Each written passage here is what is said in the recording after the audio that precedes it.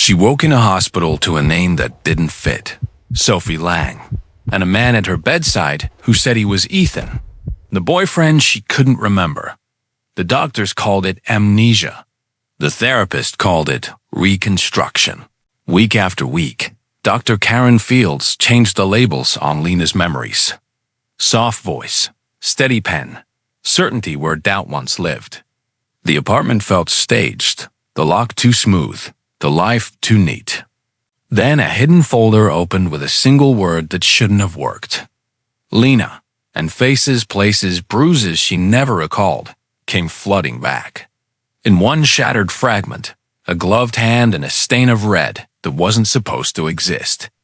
She hadn't been forgetting. She'd been rewritten. And the memory they tried hardest to bury? It wasn't an accident. It was a murder. Before we go any further, comment where you're watching from. Drop your city in the comments, and don't forget to subscribe to our channel. The world returned to her in fragments, a rhythmic beeping, a ceiling too white, a woman's voice, calm, professional, saying, "Sophie, can you hear me?" Her eyelids fluttered open, and the brightness cut through like a knife. The nurse smiled down at her, relief softening her tone. "You're safe now, Miss Lang. The accident was bad, but you're lucky to be alive." The name struck her first. Miss Lang. Sophie Lang. It felt foreign, like a word she'd heard once but never owned. She tried to speak, but her throat burned. "I'm sorry. What did you call me?" The nurse paused, confused. "Sophie. Sophie Lang. That's you, isn't it?" The woman blinked, struggling to hold on to something, anything that felt real. Her mind was a fog, a puzzle with missing edges. She remembered a road, headlights, the sound of brakes. And then nothing. When she looked to her side, a man sat there, his eyes rimmed red from tears. He looked relieved, but his smile didn't reach his eyes. "Thank God," he whispered, his voice cracking. "You're awake. You scared me half to death." The nurse smiled knowingly. "She's been asking for you, Ethan." He leaned closer, taking her hand. "It's me, Soph, Ethan." She wanted to pull away, but didn't. His touch was warm, yet something about it felt rehearsed, like a scene played too many times. "Ethan," she repeated, trying the name. It didn't fit either. He nodded, smiling faintly. "Yeah, Ethan Blake. Don't worry, everything's going to be okay now." But it wasn't, because deep inside, she knew she wasn't Sophie Lang. The doctors called it mild retrograde amnesia. They said her memories would return in pieces over time. But as the days passed, nothing did. Every time someone said, "Sophie," she felt like an imposter inside someone else's life. The hospital gave her belongings, a phone, a wallet, a bag. Each item screamed familiarity, yet none of it sparked recognition. Her phone opened with her face. Her ID card displayed her photo beside the name Sophie Lang. Credit cards, work badges. A photo of her and Ethan smiling at a beach. It all looked perfect. Too perfect. Like someone had built an identity from the outside in. When she was finally discharged, Ethan insisted on taking her home. She expected something warm, lived in a life she could step back into. Instead, her apartment felt like a showroom. Minimalist, organized, sterile. Every object in its right place, untouched. There were no traces of life. No books half-read, no mug left on a table, no clothes thrown over a chair. "This is where I live?" she asked, walking through the apartment, her fingers brushing across surfaces too clean to be real. Ethan nodded. "Of course. You've always liked things neat." She gave a faint smile, but her eyes kept scanning the room. It didn't feel like neat. It felt like staged. He watched her closely, his smile stiff. "You'll remember soon enough. Just give it time." But the way he said it, "You'll remember." Not you might, like he needed her too. That night, sleep didn't come easily. She lay awake staring at the ceiling, the quiet hum of the city beyond the windows. The apartment felt more like a hotel, a place designed to be temporary. She couldn't help but wonder if this was her home. Where was the mess of her soul? In the darkness, she found a box under the bed. Inside were a few photographs, all dated less than a year ago. In every one, she was smiling. Same long brown hair, same green eyes. The woman in the pictures was her, yet somehow wasn't. Her eyes in those photos held something her own didn't. Familiarity. Belonging. It was like looking at a twin who'd lived a fuller life. She studied one photo longer than the rest. Her and Ethan at a party, her arm wrapped around him. But when she zoomed in on the reflection in a mirror behind them, something strange caught her eye. In the mirror, her expression looked off. The reflection wasn't smiling. A cold shiver ran down her spine. The next morning, Ethan made breakfast. He moved around the kitchen with the ease of someone who'd done it many times before. But she noticed something. He never looked at her for long. Every time their eyes met, he looked away too quickly. "How did we meet?" she asked casually. He froze for just a second, then smiled. "Work. You were consulting on one of our projects. It's been, 2 years now?" She nodded slowly, pretending to remember. Later, she searched for that company name on her laptop. Myratech. The corporate website looked real, her name listed under Project Analyst. But every email in her inbox had been wiped clean except for one folder labeled personal. Inside it, there were just 3 messages, all from Ethan, each one affectionate, perfectly worded, and all dated the same day each week. Over the next few days, she tried to step back into Sophie's life. She visited the cafe on the corner where she supposedly used to go. The barista greeted her warmly. "Back so soon, Miss Lang?" But when she asked what she used to order, the barista hesitated. The usual, Black coffee." The uncertainty in his voice didn't match the familiarity in his words. At the park nearby, she saw a woman walking her dog who froze upon seeing her. Their eyes met for a moment before the woman turned abruptly and left, pulling her dog faster. She felt it in her gut. People recognized her, but not with comfort. With unease. That evening, Ethan brought her flowers. "White lily. Your favorite," he said. She forced a smile. "How thoughtful." He leaned closer, brushing a strand of hair behind her ear. "You've always loved these." But as their petals brushed her fingers, she remembered something. Not a memory, a feeling. She hated lilies. The following morning, she received a call from a private number. When she answered, there was silence at first, only static. Then, a whisper. A woman's voice. "You're not Sophie." Her heart froze. "Who is this?" she asked, standing by the window. The voice continued, low and hurried. "Don't trust him. They're watching you." The line went dead. She stood there, the phone trembling in her hand, her reflection staring back from the glass. Outside, the city went on. Ordinary, alive, unaware. But inside that apartment, everything felt like a lie waiting to crack. That night, she looked through her phone again.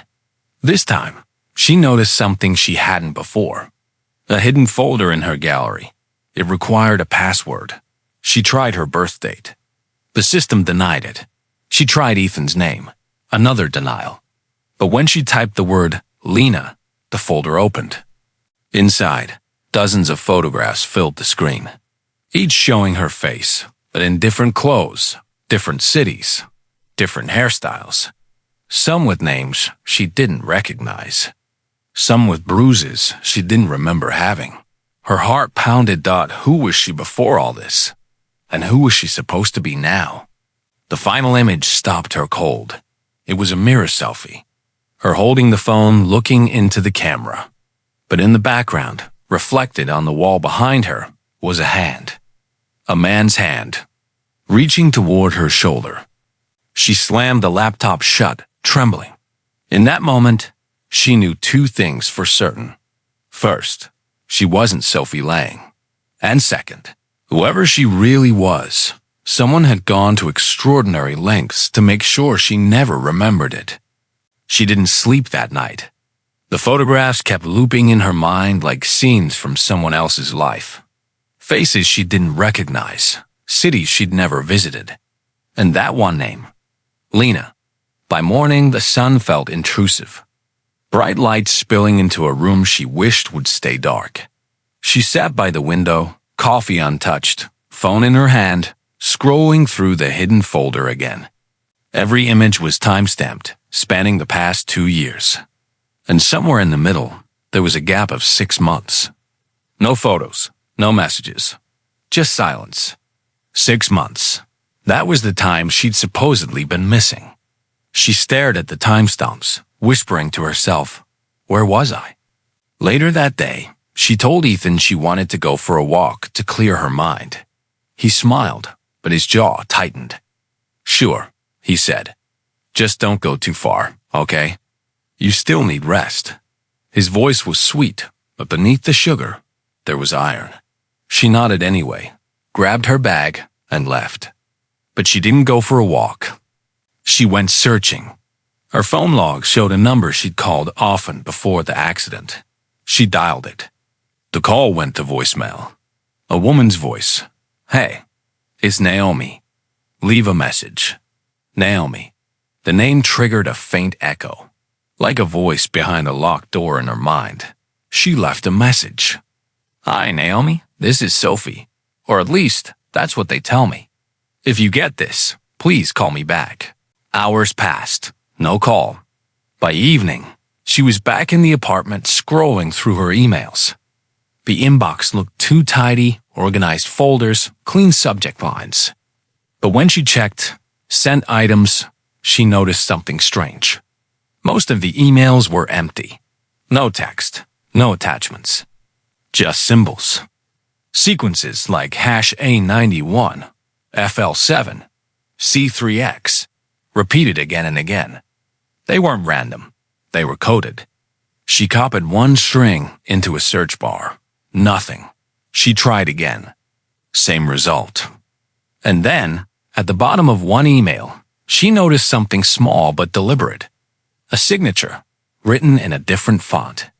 M. That night, she waited until Ethan fell asleep before sneaking into the study. She searched his drawers, his briefcase, looking for anything that could explain who M was. Instead, she found something else, a receipt. From Story's storage facility, rented under Sophie Lang, dated 3 months before the accident. The address wasn't far, less than 30 minutes away. The next afternoon, she told Ethan she had a therapy appointment with Dr. Fields. He offered to drive her, but she smiled faintly. "I think I can handle it." She took the train instead and got off 3 stops early. The storage facility sat on the outskirts of town, a row of identical metal doors painted dull blue. She signed in at the desk, pretending confident she didn't feel. Unit 47B.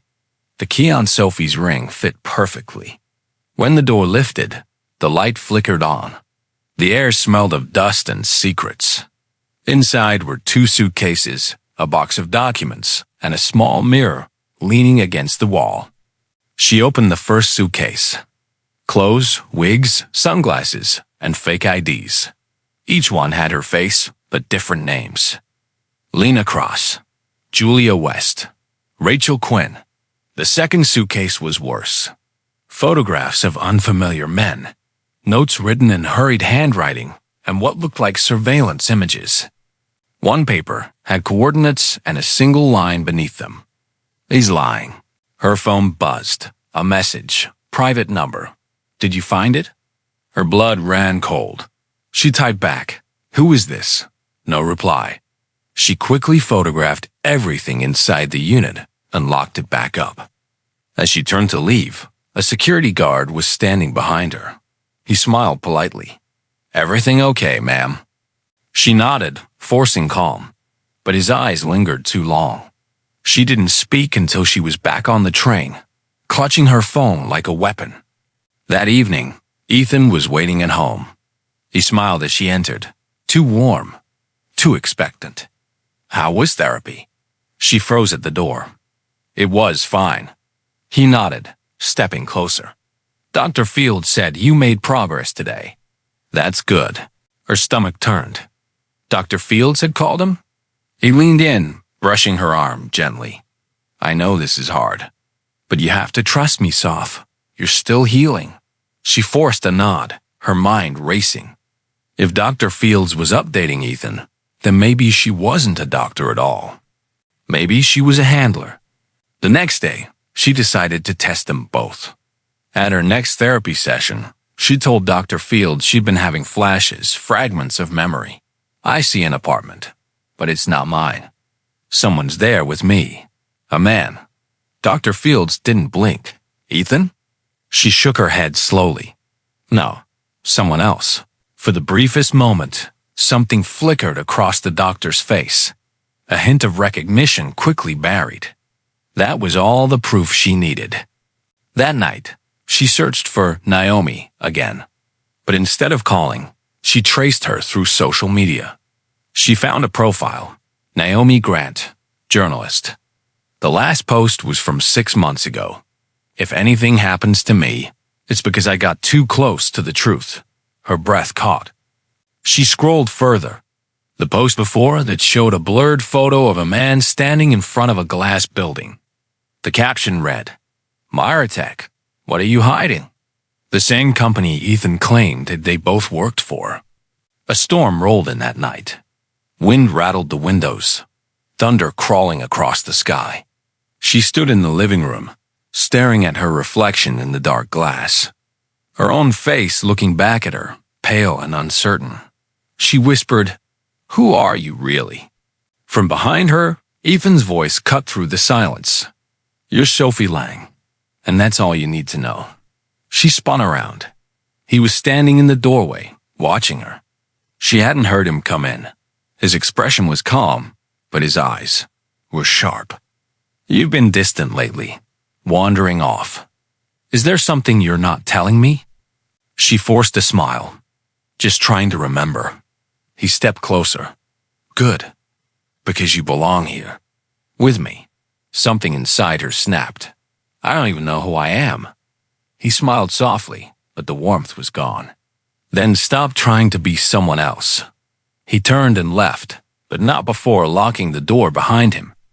When he was gone, she collapsed onto the floor, tears blurring her vision. Her whole world was stitched together with lies. Her name, her memories, even her mind. And then her phone buzzed again. Private number. You're not safe there. Leave tonight. She typed frantically. Who are you? How do you know me? A reply came seconds later. You were never supposed to wake up.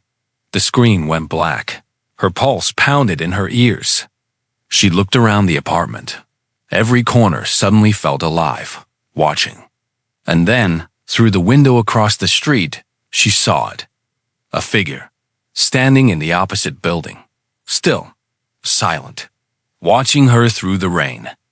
Their silhouette barely visible in the storm, but unmistakable. They were wearing her face. The storm didn't stop that night. Rain crashed against the glass like frantic hands trying to get in. But what terrified her wasn't outside.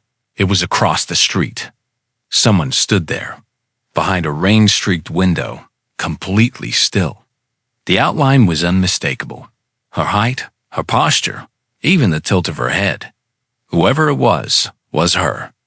She blinked, heart hammering, and the silhouette stepped back into the darkness, vanishing behind the curtain. She ran to the door, wrenching the lock. Desperate to follow, but it wouldn't move. Ethan had locked it from the outside. She was trapped. By morning, the figure was gone. The street was calm again, the city pretending nothing had happened. But inside her chest, panic bloomed into something sharper. Resolve. Whoever was out there knew something. Maybe even the truth. She had to find them. She waited until Ethan left for work, then grabbed her bag and rushed out the door. She didn't care if he found out. Fear had turned into hunger. For answers, for herself at the cafe near her apartment, she connected to the public Wi-Fi, her fingers trembling as she reopened the hidden photo folder. She zoomed in on the backgrounds. Street signs, store names, reflections in windows, clues scattered in plain sight. One of the photos had a visible street name, Westburn Avenue. Another showed a building with a distinct red awning, the Hillcrest Hotel. She searched the address. It was real, and only a 20-minute ride away. The hotel lobby smelled of old perfume and coffee. A man behind the counter looked up with polite detachment. "Can I help you, miss?" She hesitated, then said, "I'm looking for someone. I think she stayed here." Sophie Lang. The man frowned, typing into his computer. "We don't have anyone by that name currently, but..." He scrolled. "She did stay here. Checked in under that name about 7 months ago." Her heart pounded. "Do you remember her?" He nodded slowly. Quiet type. Kept to herself. "Paid in cash. Room 205. She asked if she could see it. He hesitated until she slipped him a folded bill. Room 205 was small, faded, and smelled faintly of disinfectant. But traces of Sophie lingered. An empty perfume bottle on the dresser. A lipstick stain on a cup. She sat on the bed, her hands shaking. This was real. Sophie had been here. Under the bed, she found a folded note wedged into the slats. It was old, smudged, but legible. "If I disappear, check Myratech archives. M's not who you think. Myratech." That name again. The company Ethan said she worked for. And M. The signature from her coded emails. She left the hotel and went straight to Myratech's headquarters. The building was sleek and cold, all glass and steel. She told the receptionist she was Sophie Lang, an employee returning after medical leave. The woman smiled and scanned her badge. It beeped green. Access granted. Her stomach churned. Whoever built this identity had done it flawlessly. She took the elevator up to the research floor. The office was quiet, sterile, humming with computers. People nodded politely as she passed. None of them looked surprised to see her. At the end of the hall was a restricted section labeled Data Integrity Division. She swiped her badge again. Green light. Door unlocked. The room inside looked more like a lab than an office. Screens flickered with code, charts, and digital profiles. But what froze her was a wall of photographs, dozens of faces connected with strings and notes. All of them looked eerily similar. Different hairstyles, different clothes, but the same bone structure, the same face, her face. Her breath hitched. What is this? On a nearby desk, a file was left open. She picked it up. Project Doppel. Objective. Create replaceable digital and physical identities for asset infiltration and information retrieval. Subjects. See list below. Her eyes widened as she scanned the list. Lena Cross, Julia West, Rachel Quinn. All names she'd seen on the fake IDs. The last name on the list stopped her cold. Sophie Lang. Status. Terminated. The air left her lungs. Sophie wasn't missing. Sophie was dead. And she, whoever she was, had been remade to replace her. She stumbled back, the file slipping from her hands.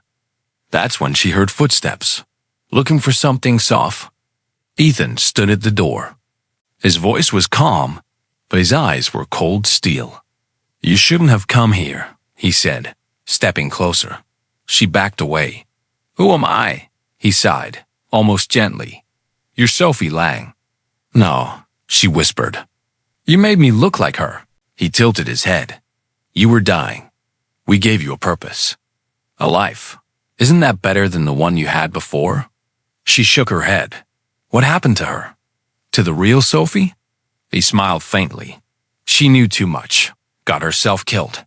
But you, he gestured toward her face. You gave us another chance. The same access. The same passwords. You're perfect. Her hands trembled. You used me. Ethan's expression hardened. We rebuilt you, Lena. You were nothing before this. No family, no trace, no future. We made you someone. The name hit her like a slap. Lena. The password that opened the hidden folder. She remembered it now. Faint images flashing through her mind. A motel room, blood on the floor, Ethan's voice telling her it was just business. Her knees buckled as the memories rushed back. How she'd trusted him once. How he'd left her to die. How she'd woken up in a hospital with another woman's face. Why me? She asked, tears burning her eyes. He shrugged. Wrong place, wrong time. But you adapted well. Maybe too well. Her gaze darted to the security alarm near the door.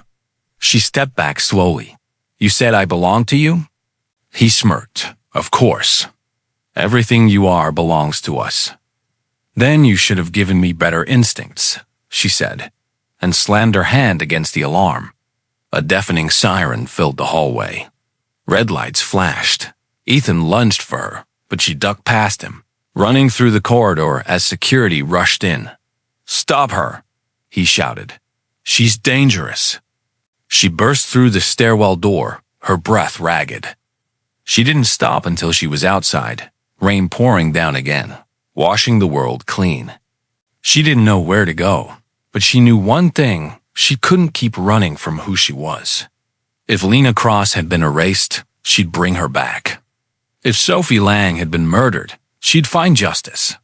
And if Ethan thought she was just another replaceable face, he was about to learn that identity wasn't something you could fabricate. It had to be earned. Hours later, she sat alone in a motel room, her clothes soaked. The stolen Project Doppel file open before her. She found something she hadn't seen before, a section marked Backup. It contained a list of other names, other replacements. One stood out. Dr. Karen Fields, alias M, her therapist. The same M who'd signed those coded emails. And beneath that, a date and address. Tomorrow, 10 a.m., Myra Tech Lab 2. She looked up at the mirror.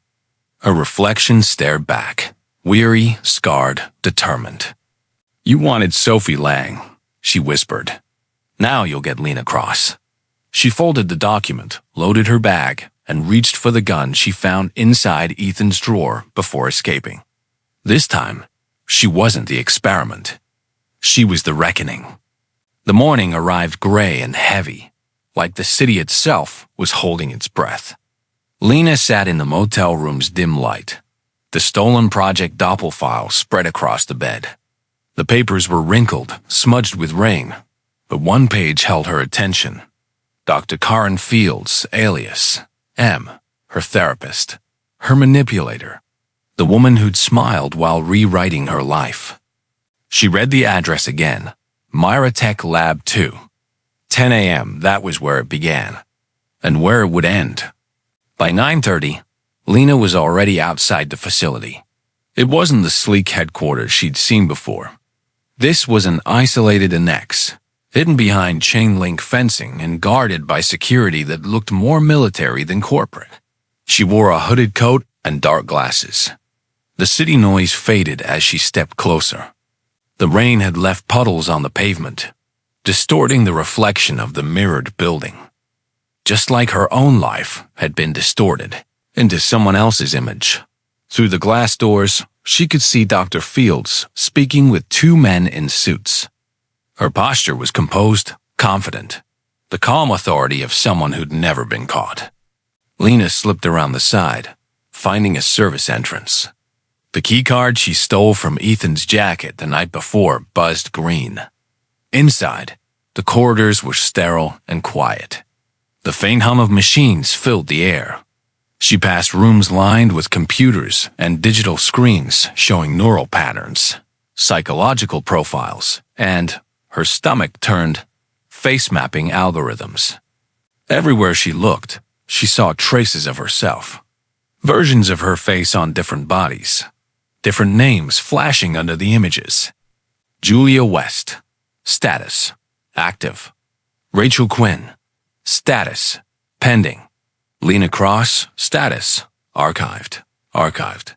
As if her life was just a file in their system, created, used, and discarded. She found Dr. Fields in the lab at the end of the corridor. The woman looked up from her clipboard, and for the first time, the calm mask cracked. "Lena," she said softly, almost pitying. "You shouldn't be here." Lena stepped forward, the gun steady in her hand. "Neither should you." Dr. Fields sighed, setting the clipboard down. "You're angry, I understand. But you don't know the full story."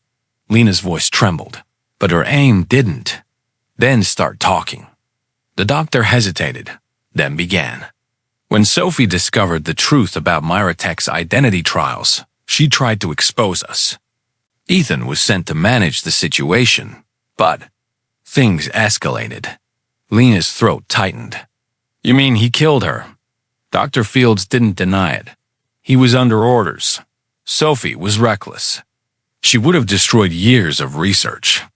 But when we found you, a woman with no family, no records, a near-identical physiology, you were our solution. You rebuilt me.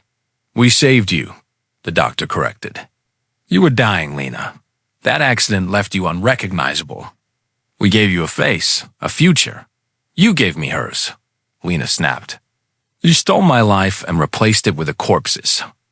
Dr. Fields' voice hardened. We gave you purpose. People like you. You disappear every day.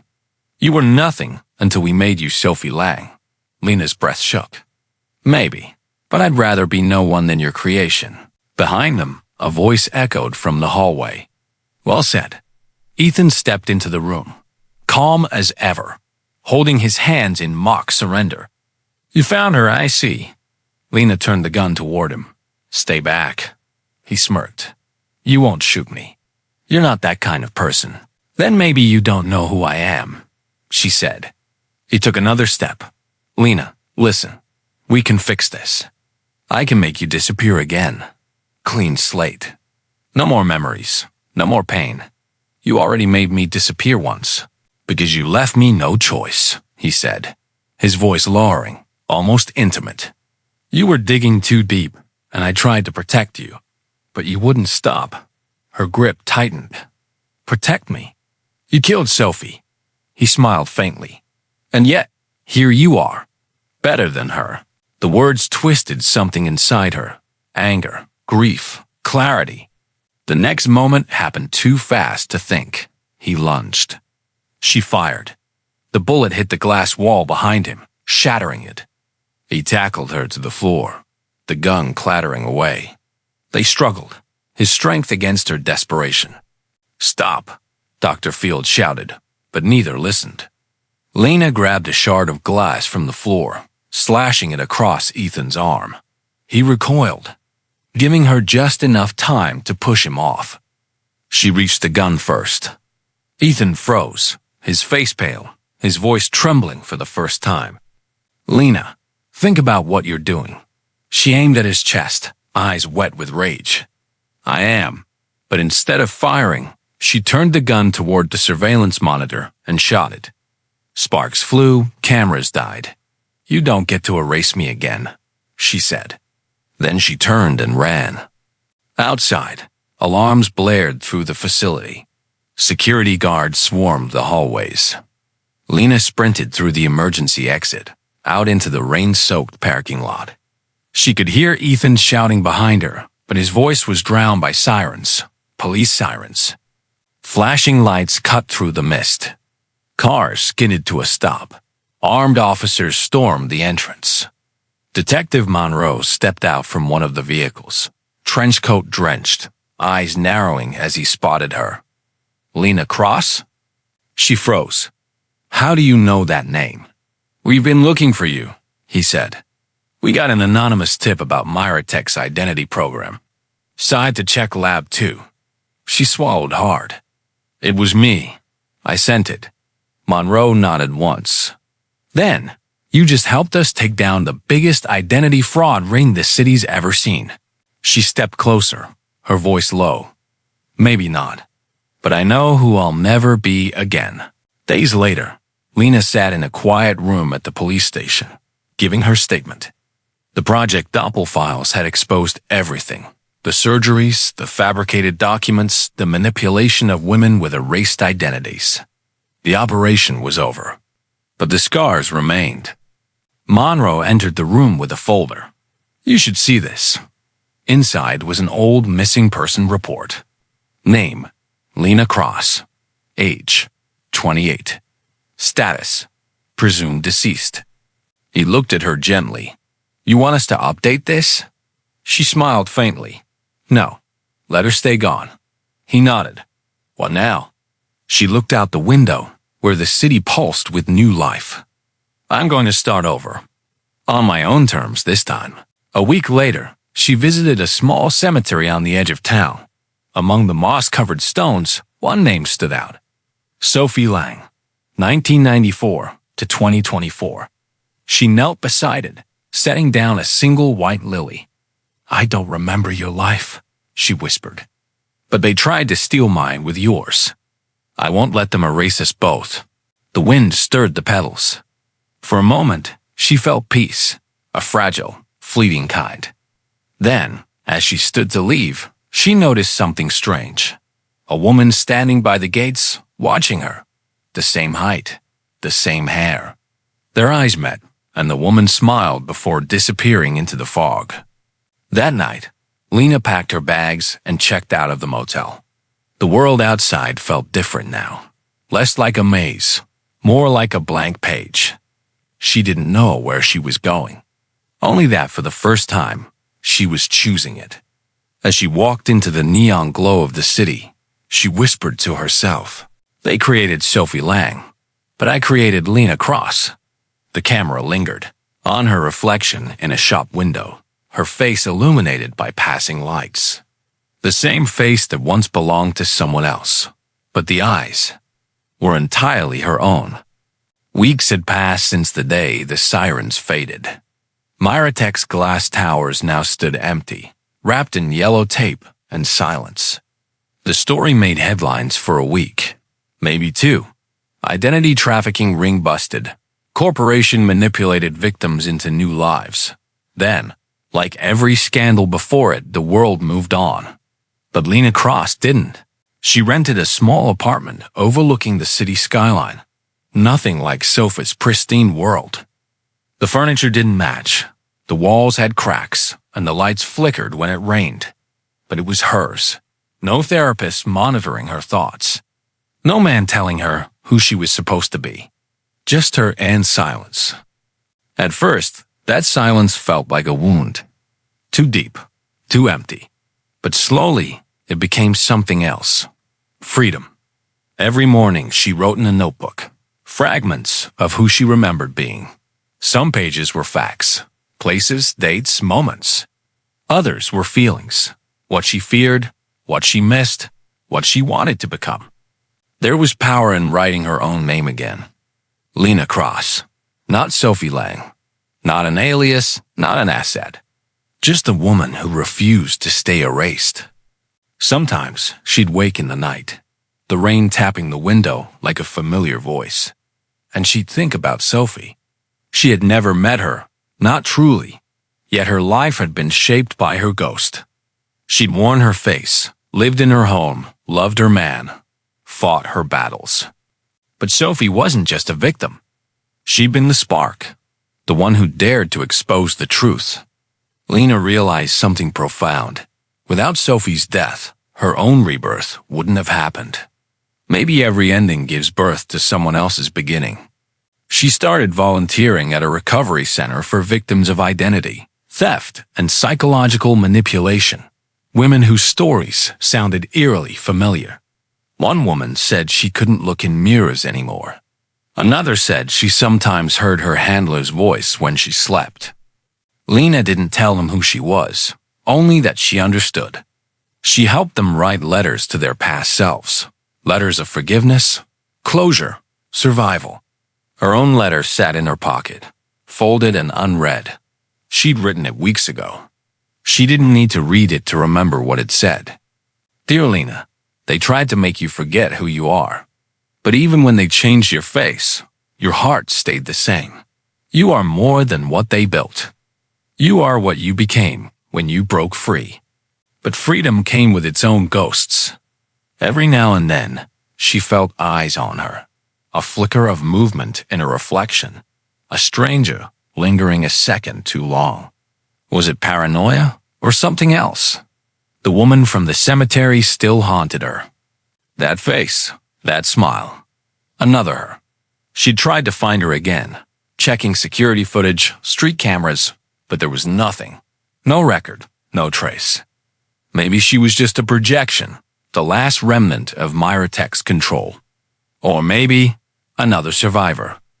Either way, Lena decided she wouldn't run anymore.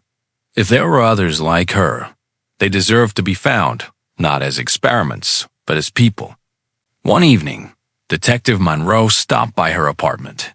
He looked older now, the kind of tired that lives behind the eyes. "I thought you should see this," he said, handing her a folder. Inside was a list of names. Women. Dozens of them. Each marked, recovered. They were found at an offshore clinic, he explained. Apparently, Myra Tech had more projects than anyone realized. Your case helped us uncover them. Lena stared at the names. Each one a story waiting to be reclaimed. How many? She asked quietly. Too many, he said. But at least now, they have a chance. She nodded slowly. We all do. Later that night, Lena walked through the city alone.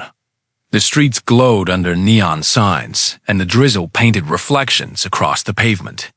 Every face that passed could have been a story like hers. Built, broken, rebuilt again. She paused before a shop window.